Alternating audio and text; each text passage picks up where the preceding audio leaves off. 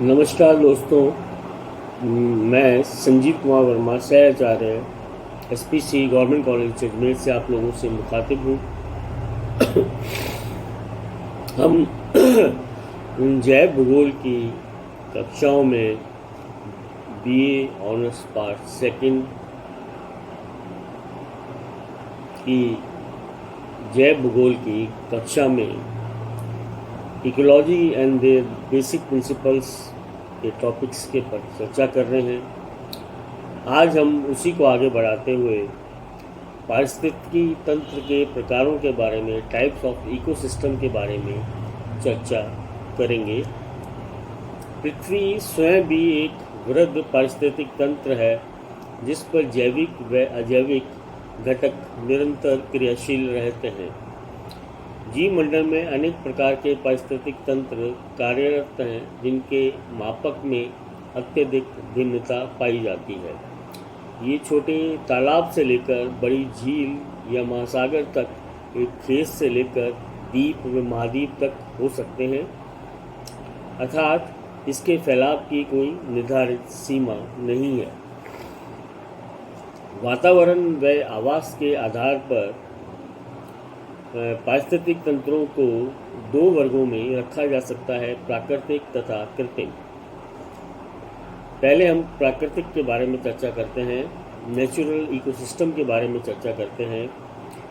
प्राकृतिक पारिस्थितिक तंत्र मानव हस्तक्षेप से अप्रभावित तथा स्वतः ही प्राकृतिक अवस्थाओं के अनुरूप संचालित होने वाले पारिस्थितिक तंत्र इस श्रेणी में आते हैं। आवास के आधार पर इन्हें दो भागों में विभाजित किया जा सकता है। पहला स्थलीय, दूसरा जलीय। स्थलीय मतलब टेरेस्ट्रियल इकोसिस्टम, स्थल पर पाए जाने वाले पारिस्थितिक तंत्र इसमें सम्मिलित हैं, जैसे पर्वत, पठार, मैदान, वन, घास स्थल, मरुस्थल आदि। और जलीय पारिस्थितिक तंत्र या एक्वेटिक इकोसिस्टम विभिन्न जलराशियों में पाए जाने वाले पारिस्थितिक तंत्र इसमें सम्मिलित हैं, जैसे नदी, तालाब, समुद्र आदि। जल में पाए जाने वाले रासायनिक गुणों या ताजगी के आधार पर इन्हें दो भागों में बांटा गया है। पहला ताज़ा जलीय पारिस्थितिक तंत्र या फ्रेश वाटर इकोसिस्टम। इसके अंतर्गत ताज़ा या मीठे जल में पाए जाने वाले पारिस्थितिक तंत्र आते हैं, जैसे झील, नदी, प्रपात आदि। ताज़ा जल भी दो अवस्थाओं में पाया जाता है। पहला बहता हुआ लॉटिक तथा ठहरा हुआ लैंटिक। नदी, धारा, झरना, सोता आदि प्रवाहित जल तथा झील, तालाब, दलदल आदि स्थिर जल पारिस्थितिक तंत्र के उदाहरण हैं। समुद्री पारिस्थितिक तंत्र या मैरीन इकोसिस्टम। इसमें खारे जल में पाए जाने वाले पारिस्थितिक तंत्र आते हैं, जैसे समुद्र, महासागर, ज्वार नदमुख, एस्चुरी, प्रवाल वृत्ति, समुद्र तट आदि। दूसरी प्रकार के जो पारिस्थितिक तंत्र हैं वो कहलाते हैं कृत्रिम पारिस्थितिक तंत्र या आर्टिफिशियल और मैन मेड इकोसिस्टम। मानव द्वारा निर्मित व नियंत्रित पारिस्थितिक तंत्र को कृत्रिम या मानव निर्मित पारिस्थितिक तंत्र कहते हैं। मनुष्य विभिन्न आवश्यकताओं की पूर्ति के लिए अपने बौद्धिक स्तर तक तकनीकी ज्ञान के अनुसार प्राकृतिक पर्यावरण में परिवर्तन कर कृत्रिम पारिस्थितिक तंत्र विकसित करता है। खेत, चरागाह, उद्यान, सामाजिक वन, फलोद्यान, बांध, नहर, नगर आदि इसके अच्छे उदाहरण हैं। विगत दशकों में अंतरिक्ष विज्ञान के क्षेत्र में हुई तीव्र प्रगति के कारण अंतरिक्ष पारिस्थितिकी जैसे विशिष्ट तंत्रों को भी पहचान मिली है, या हम इसे कह सकते हैं स्पेस इकोसिस्टम भी एक प्रकार से मैन मेड इकोसिस्टम के अंतर्गत मिलता है। अब विकास की अवस्था के आधार पर जो पारिस्थितिक तंत्र हैं वो चार प्रकार के होते हैं।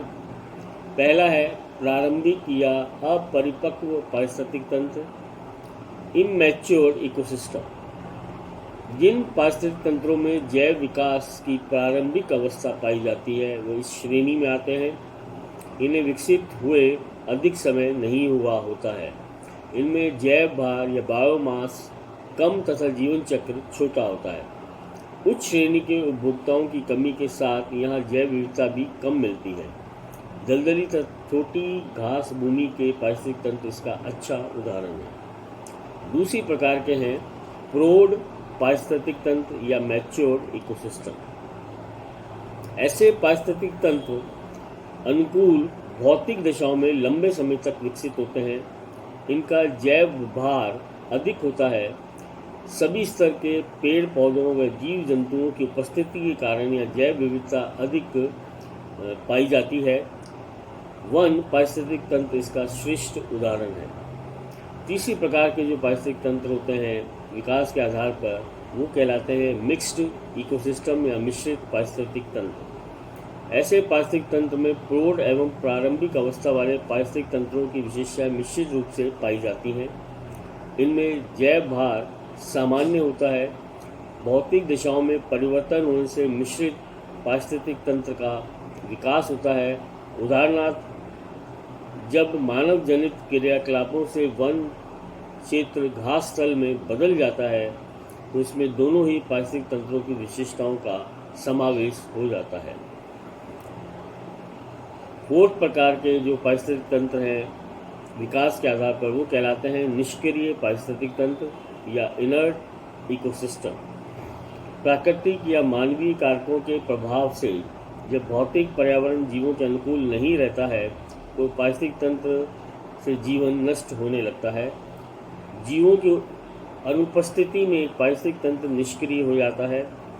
ज्वालामुखी उद्गार, भूकंप, सुनामी, जलवायु परिवर्तन, सागरीय अतिक्रमण, हिमयुग, घातक रसायनों का विसर्जन, परमाणु परीक्षण, औद्योगिक दुर्घटना, भू दुर्घटना इत्यादि कारणों से पारिस्थितिक तंत्र का संपूर्ण या अधिकांश जीवन नष्ट हो सकता है। अगले जो पारिस्थितिक तंत्र हैं वह ऊर्जा के स्तर पर बांटे गए हैं और ये भी 4 प्रकार के हैं। पहला है स्वतंत्र प्राकृतिक सौर ऊर्जा प्रेरित पारिस्थितिक तंत्र या unsubsidise natural solar forward ecosystem powered ecosystem. इसमें ऊर्जा का वार्षिक प्रवाह प्रति वर्ग मीटर 1000 से लेकर 10,000 किलो कैलोरी के मध्य रहता है। ऊर्जा की अनुमानित वार्षिक उपलब्धता औसत 2000 किलो कैलोरी प्रति वर्ग मीटर रहती है। खुले महासागर, उच्च भूमि पर स्थित वन क्षेत्र आदि इसके प्रमुख उदाहरण हैं।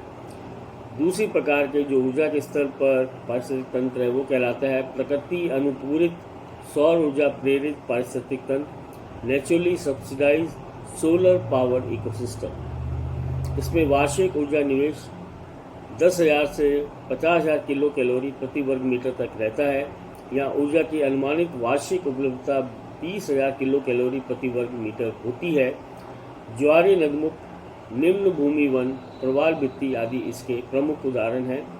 ये पृथ्वी पर सर्वाधिक उत्पादक प्राकृतिक पारिस्थितिक तंत्र हैं।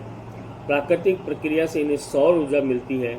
उदाहरण, ज्वार के समय लहरें कार्बनिक पदार्थ लाती हैं या पोषक तत्वों का पुनः चक्रण रिसाइकलिंग करती हैं। अतः अधिकांश सौर ऊर्जा कार्बनिक पदार्थों के उत्पादन में लग जाती है। तीसरी प्रकार का जो ऊर्जा के आधार पर हमने पारिस्थितिक तंत्र को बांटा है वो है मानव अनुपूरित सौर ऊर्जा प्रेरित पारिस्थितिक तंत्र man subsidise solar powered ecosystem. इसमें भी सौर ऊर्जा की वार्षिक उपलब्धता तथा निवेश प्राकृतिक अनुपूरित सौर ऊर्जा प्रेरित पारिस्थितिक तंत्र के समान ही है, किंतु मानवीय क्रियाओं द्वारा भी इसमें ऊर्जा का निवेश किया जाता है। हरित क्रांति इसका श्रेष्ठ उदाहरण है। उन्नत यंत्रीकृत कृषि प्रणाली में फसलों को सौर ऊर्जा के साथ ही रासायनिक उर्वरकों व कीटनाशकों के प्रयोग से जीवाश्म ऊर्जा भी प्राप्त होती है। विशिष्ट मत्स्य पालन भी इसी श्रेणी में आता है। और लास्ट प्रकार का जो इकोसिस्टम है वो कहलाता है ईंधन प्रेरित नगरीय औद्योगिक पारिस्थितिक तंत्र fuel power urban industrial ecosystem. तात्कालिक ऊर्जा के रूप में नगरों व औद्योगिक क्षेत्रों में प्रयुक्त ऊर्जा का प्रमुख स्रोत सूर्य न होकर ईंधन है। यहाँ पर औसत वार्षिक ऊर्जा निवेश 1 लाख से 3 लाख किलो कैलोरी प्रति वर्ग मीटर तक आता है। जो कि प्राकृतिक पारिस्थितिक तंत्रों की तुलना में कई गुना अधिक है। नगरीय व औद्योगिक पारिस्थितिक तंत्रों में ऊर्जा की अनुमानित वार्षिक उपलब्धता 20 लाख किलो कैलोरी प्रति वर्ग मीटर रहती है। इस प्रकार हमने आज देखा कि किस प्रकार पारिस्थितिक तंत्र होते हैं और कितने प्रकार के होते हैं, और अगली जो कक्षा BA पार्ट ऑनर्स सेकंड की होगी वो हम इसी चैप्टर को आगे बढ़ाते हुए जो अगला टॉपिक है वो पारिस्थितिक तंत्र के घटक कंपोनेंट्स ऑफ इकोसिस्टम के बारे में पढ़ेंगे। धन्यवाद।